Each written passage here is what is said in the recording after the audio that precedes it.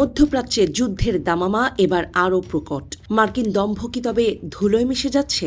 Oman উপসাগরে আমেরিকার সবথেকে শক্তিশালী বিমানবাহী রণতরী ইউএসএস আব্রাহাম লিঙ্কনের ওপর সরাসরি হামলা চালিয়েছে ইরান। তেহরানের ড্রোন হামলায় কেঁপে উঠেছে মার্কিন নৌবহর। এরপরই রণক্ষেত্র ছেড়ে প্রাণভয়ে পালিয়েছে মার্কিন সেনারা। ঘটনার সূত্রপাত বৃহস্পতিবার। মার্কিন রণতরী ইউএসএস আব্রাহাম লিঙ্কন ওমান উপসাগর হয়ে ইরানের জলসীমার কাছাকাছি পৌঁছায়। ঠিক তখনই ধেয়ে আসে ইরানি এক ঝাঁক ড্রোন। কোনো কিছু বুঝে ওঠার আগেই ড্রোনগুলো সরাসরি আঘাত হানে মার্কিন এই দানবীয় জাহাজে।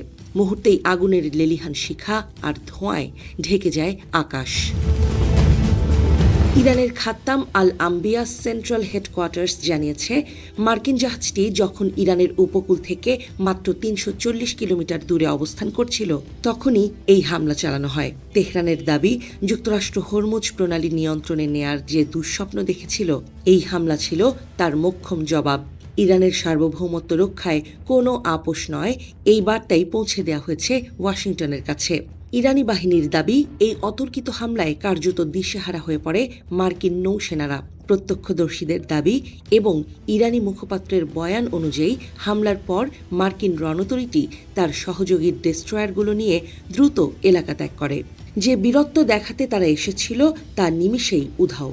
বর্তমানে তারা সংঘাতস্থল থেকে ১,০০০ কিলোমিটারেরও বেশি দূরে নিরাপদ আশ্রয়ে গেছে। আল মায়াদিনের প্রতিবেদনে বলা হয়েছে, শুধু বিমানবাহী রণতরী নয়, ইরানি ড্রোনের লক্ষ্য থেকে রেহাই পায়নি মার্কিন তেলের ট্যাঙ্কারও। বৃহস্পতিবার ভোরে পারস্য উপসাগরের উত্তর অংশে একটি মার্কিন তেলের ট্যাঙ্কারে আঘাত হানে ইরান। দাউ দাউ করে জ্বলতে থাকা সেই জাহাজের দৃশ্য বলে দিচ্ছে, ইরান এবার সর্বাত্মক যুদ্ধে নামতে পিছপা হবে না।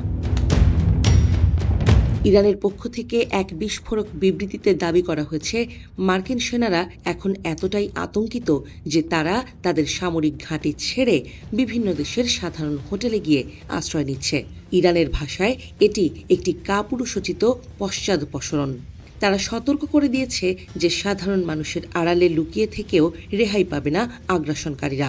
ইরানি বাহিনী প্রতিটি পদক্ষেপের ওপর কড়া নজর রাখছে।